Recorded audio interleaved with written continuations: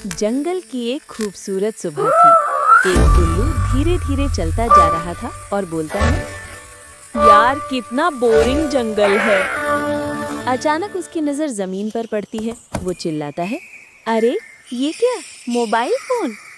उल्लू मोबाइल उठाता है। स्क्रीन पर लिखा आता है, लो बैटरी। उल्लू हंसकर कहता है, वाह, ये भी मेरी तरह थका हुआ है। वो सेल्फी लेने की कोशिश करता है। स्क्रीन पर आता है, स्टोरेज फुल। उल्लू भौचक्का होकर बोलता है, अरे मुझसे ज्यादा तो इस फोन को चीजें याद रहती हैं। फिर उल्लू फोन को पेड़ पर रखकर बोलता है, नेटवर्क मिल गया, अब मैं भी फेसबुक पर आ गया। तेज हवा चलती है। फोन पेड़ से नीचे गिरता है। धड़ाम! स्क्रीन चकनाचूर हो जाती है।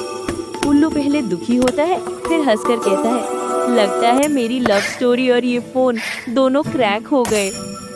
अंत में उल्लू टूटा हुआ फोन उठाता है और बोलता है, कोई बात नहीं, रिपेयर करवा लूंगा, मैं मॉडर्न उल्लू हूँ।